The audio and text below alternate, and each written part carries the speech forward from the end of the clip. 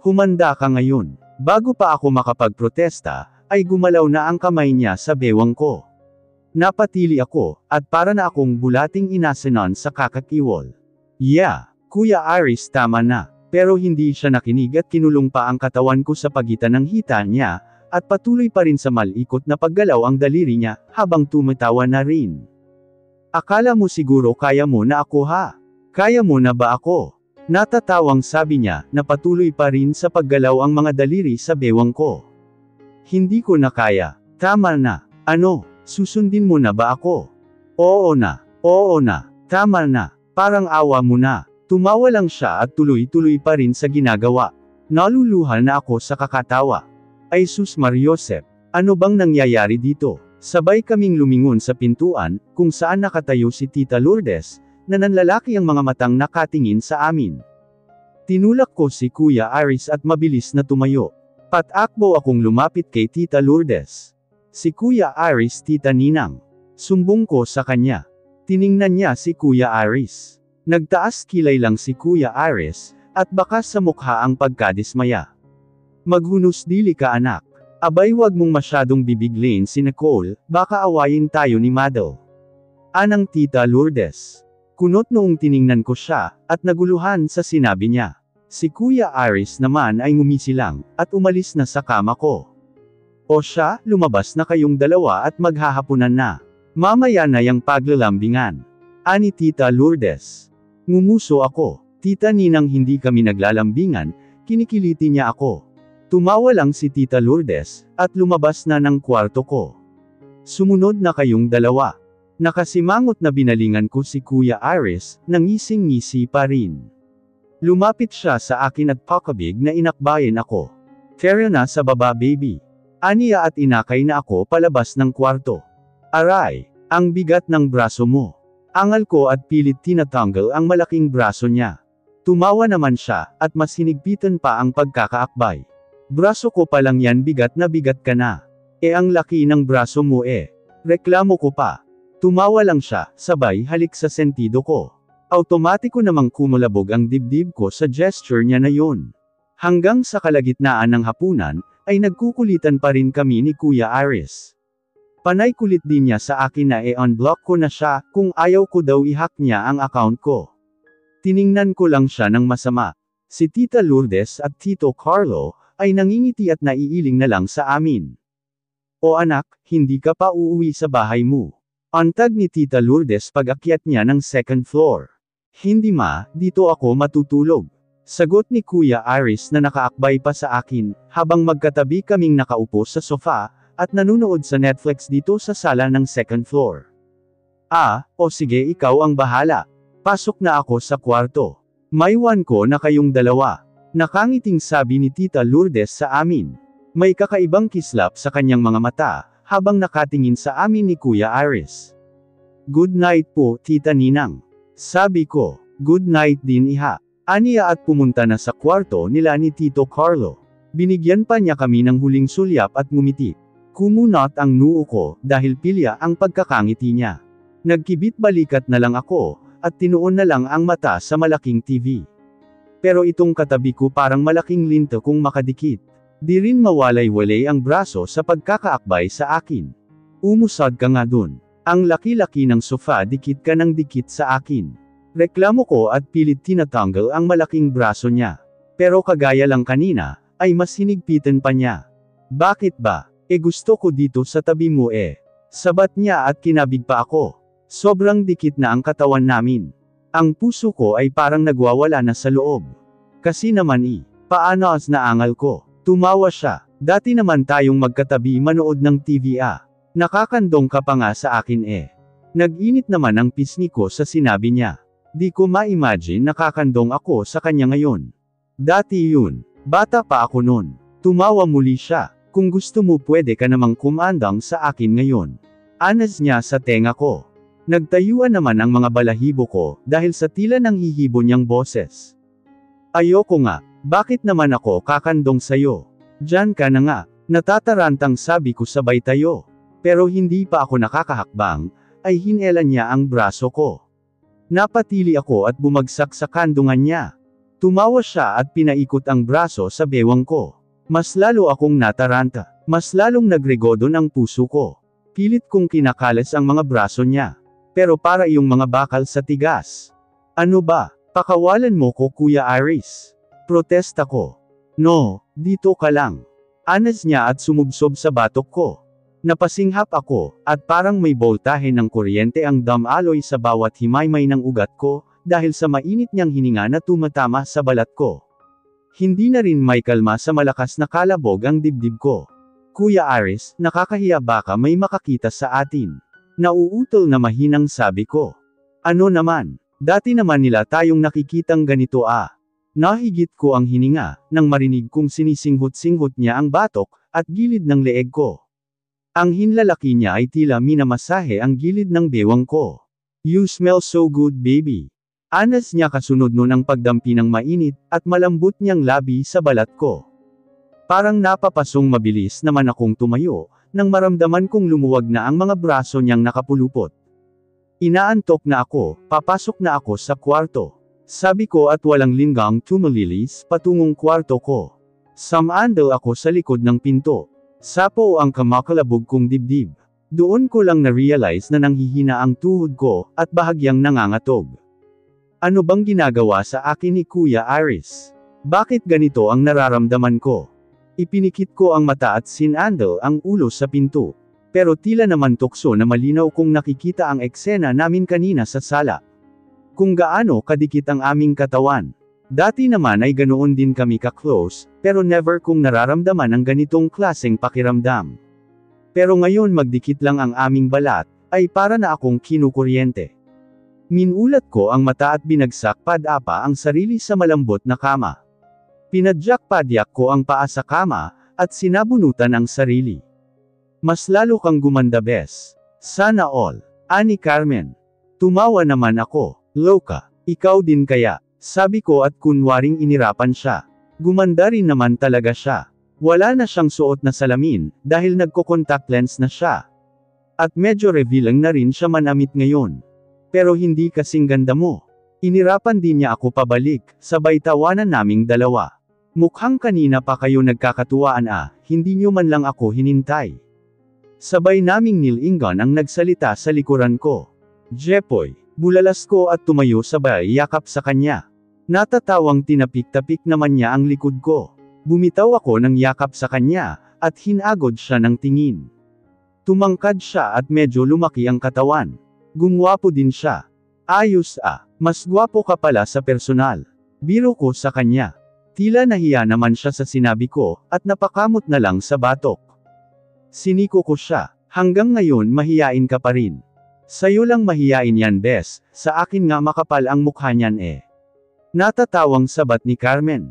Uy hindi ah, kakakita lang natin kay Nicole sinisiraan mo na ako. Nakangusong sabi ni Jepoy. Huwag ka nang mahiya sa akin. To naman, mula elementary magkaklase na tayo no. Sabi ko sabay hampas sa braso niya. Kumamat na lang uli siya sa batok niya. Nagmukha tuloy siyang bata. Napangisi ako. Maupo na nga kayo nang maka-order na tayo ng pagkain. Marami pa tayong pagkukwentuhan. Ani Carmen at tinawag na ang waiter. Umupo naman si Jepoy sa tabi ni Carmen. Nag-asaran pa silang dalawa. Hanggang ngayon wala pa ring pinagbago sa closeness nilang dalawa. Actually, parang bagay silang dalawa. Nangiti na lang ako, habang pinagmamasdan silang dalawa. Nang dumating ang in-order naming pagkain, ay kumain na kami habang nagkukwentuhan. Panay ang tanong nila sa akin, at kinakamusta ang buhay ko sa Cebu. Gaya ko ay graduate na rin sila, at naghahanap na ng trabaho. Ako naman ay inaalok ng trabaho ni Tito Carlo sa kumpanya nila. Nakakatuksong tanggapin, pero pag-iisipan ko muna. Ayoko kasing may masabi ang magiging ka-workmate ko, kapag nalaman nilang kaya ako nakapasok sa kumpanya, dahil malakas ang backer ko. Pagkatapos naming kumain sa isang restaurant, ay gumalagala pa kami sa mall. Mabuti na lang ay may dalang sasakyan si Jepoy. Sa arcade lang kami tumambay, at nag-enjoy sa paglalaro. Parang bumalik ulit kami noong high school pa kami. 8:00 na ng gabi namin napagpasyahan na umuwi.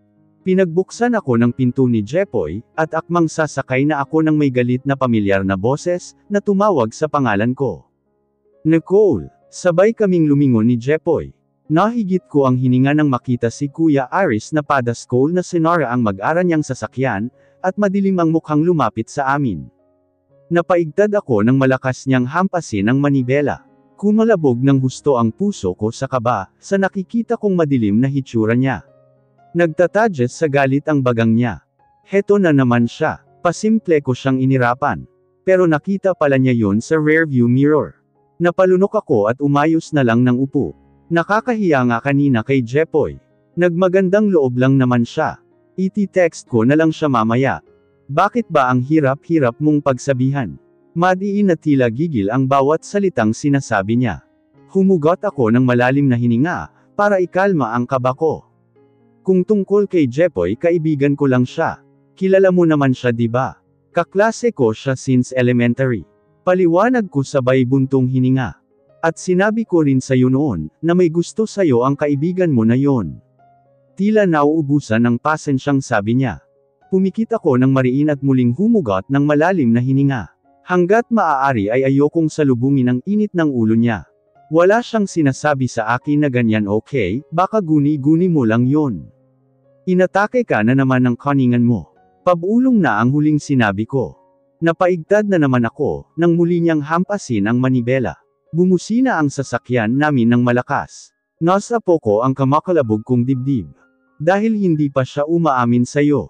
Lalaki ako, kaya alam ko ang bawat kilos, at bawat tingin niya sa'yo. At hindi ko gusto yun. Kaya kung ayaw mong burahin ko ang pagmumukha nun, huwag ka nang lalapit sa kanya. Naiintindihan mo.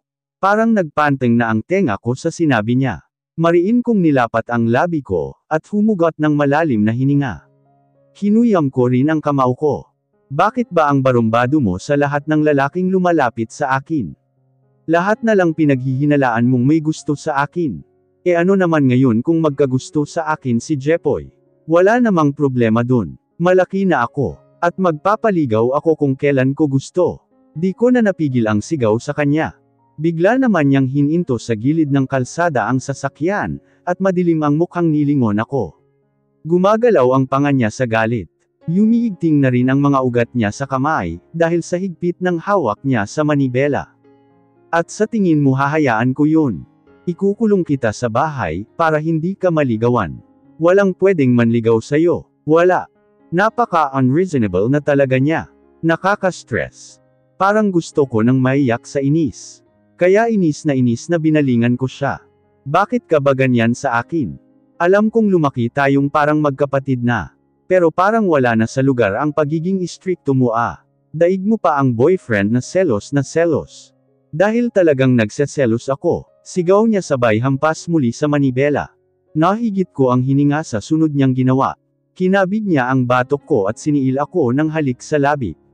Nanlaki ang mata ko, at hindi ako makagalaw. Nag-init ang mukha ko. Ang puso ko ay parang tinatambol sa lakas ng kalabog.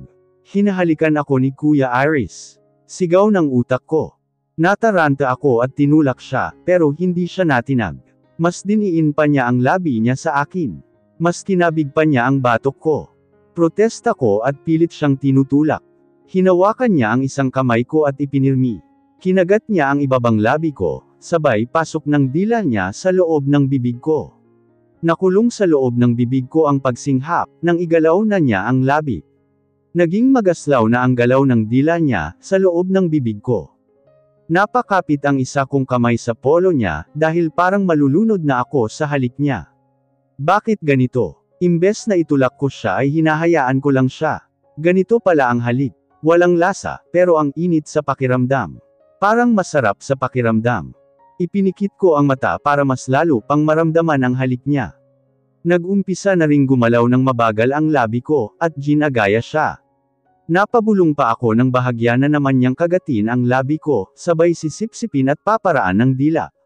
Bumaba pa ang labi niya sa pangako at bahagyang kinagat-kagat din ang balat ko. Hanggang sa bumaba pa sa leeg ko, at tinaniman din ng halik. Napasinghap pa ako nang kagatin niya ang balat ko. Bigla akong natauhan at tinulak siya. Tarantang umayos ako sa pagkakaupo, at sinukli ang buhok. Ang lakas pa rin ng kalabog ng dibdib ko. Nag-iinit pa rin ang mukha ko. Nilingon ko siya. Bahagya pa ring nakaawang ang labi niyang mamasa-masa. Mapupungay ang kanyang mga matang nakatitig sa akin. Napalunok ako. Umuwi na tayo, masyado ng gabi. Halos pabulong ko ng sabi. Humalukip-kap ako at tinuon na lang ang mata sa labas ng bintana, habang kagat ang labi. Narinig ko naman ang pagbuntong hininga niya. Muling yumandar ang sasakyan, at tinatahak na namin ang daan pauwi. Wala kaming kibuan habang nasa biyahe. Pero ramdam ko ang panay sulyap niya sa akin. Nang may parada na niya sa harap ng porch ng bahay ang sasakyan, ay mabilis akong bumaba. Tinawag pa niya ang pangalan ko, pero hindi ko siya nilingon. Hindi ko siya kayang harapin pagkatapos ng mainit na halik na pinagsaluhan namin kanina. Hanggang makahiga na ako ng kama, ay wala pa ring patid sa mabilis na pintig ang puso ko. Naghalikan kami ni Kuya Iris. Pero siya ang unang humalik. Nagseselos daw siya. Anong ibig niyang sabihin? Dumapa ako at sinubsob ang mukha sa unan, at impit na sumigaw. Ni hindi man lang ako tumutol kanina, at hinalikan rin siya pabalik. Muli akong tumihaya at tumitig sa puting kisame. Wala sa sariling hinawakan ko ang labi at hinaplos-haplos. Kahit nakapag-shower at nakapagmumug at toothbrush na ako, ay parang nararamdaman ko pa rin ang labi niya sa labi ko. Tama ba ang ginawa namin? Kahit hindi kami magkadugo, ay para na kaming magkapatid. Paano kapag nalaman ni Mama na naghalikan kami ni Kuya Iris, lalo na ni Tita Lourdes? Ano na lang ang sasabihin nila? Siguradong magagalit sila. Muli akong damapa at sumubsob sa unan. Pero wala naman akong maramdamang pagsisisi, na naghalikan kami kanina. Nagustuhan ko pa nga eh. Pero mali, para ko na siyang kapatid. Nakatulugan ko na ang pag-iisip. Naalimpungatan ako ng makarinig ng mahihinang katok sa pinto. Tiningnan ko ang oras sa cellphone ko. Mag-aalauna na ng madaling araw. Tiningnan ko ang pinto na may mahihina pa ring katok. Bumangon ako at tinungo ang pinto. Binuksan ko ito, at napasinghap sa bumungad sa akin. Kuya Iris, bakit? Kinakabahang tanong ko. Nakaharang ang malaki niyang katawan sa pintuan. Amoy ko rin ang singaw ng alak sa hininga niya. Ang mga mata niya ay mapupungay na nakatingin sa akin. Pwede ba tayong mag-usap? Mababa at malaki ang boses na sabi niya. Napalunok ako. Gabi na, bukas na lang. No, gusto ko ngayon na. Wala na akong nagawa nang pumasok siya, at siya pa mismo ang nagsarado ng pinto at nilock. Nagregodo na naman ang puso ko. Umatras ako palayo sa kanya, pero lumalapit siya sa akin. Ano bang pag-uusapan natin? Nauutol na tanong ko. About us. Paano na sabi niya nang masukol na niya ako sa pader. Anong about us? About the kiss we shared earlier. Aniya sa namamaos na boses. Tinukod pa niya ang kamay sa pader sa magkabilaang gilid ko. Ikaw ang unang humalik sa akin. Sabi ko na nakatingala sa kanya, at tinukod din ang kamay sa malapad niyang dibdib, dahil masyado na siyang malapit sa akin. Nag-iinit na naman ang mukha ko. You kissed me back. And I wanna kiss you again, baby. Pagkasabi noon ay bumaba ang mukha niya. Pero mabilis kong iniwas ang mukha, kaya naglanding ang labi niya sa pisngi ko, at hinalik-halikan niya. No, sabi mo mag-uusap tayo. Halos pabulong ko ng sabi. Nang hihina ang tuhod ko, at mas lalo pang kumalabog ang dibdib ko. Tapos na tayong mag-usap, gusto kong halikan ka ulit. Anas niya sa pagitan ng paghalik sa pisngi at pangako. Napalunok ako, kinagat ang labi, para pigilan ang pag-alpas ng daing. Mas naamoy ko pa ang alak sa hininga niya. Pero hindi naman iyon masakit sa ilong. Lasing ka, Kuya Iris. Protesta ko nang bumaba pa ang halik niya sa leeg ko. Kumawala na ang impit kong tinig, nang halikan at sipsipin niya ang sensitibong balat ko roon. Nakainom lang pero hindi ako lasing, baby. Anas niya sa ilalim ng tenga ko. Napasinghap ako nang hapitin niya ako sa bewang. Magkalapat na ngayon ang aming katawan. Hinawakan niya ang pisngi ko, kasabay ng paglapat ng labi niya sa labi ko. Mapusok ang halik na binibigay niya sa akin. Inaanggulo pa niya ang mukha niya, para palalimin ang halik. Halos ipitin na niya ang labi ko sa mariin niyang halik. Nalalasahan ko pa ang lasa ng alak sa bibig niya. Hindi ako makagalaw. Hindi ko alam kung tutugunan ko ba ang halik niya, o itutulak siya. Kiss me back, baby, please. Samaw niya sa pagitan ng paghalik. Bahala na. Inikot ko ang mga braso ko sa batok niya, at tinugon ang halik niya. Napabulong pa siya na parang nasasaktan. Mas nilaliman pa niya ang halikan namin. Unti-unti ay natutunan ko na ang tamang galaw, at nakakasabay na sa kanya. Para na akong tinutupok ng apoy sa init ng halikan namin. Hindi na ako makapag-isip ng matino. Hanggang sa naramdaman ko na lang, na nakalapat na ang likod ko sa malambot na kama.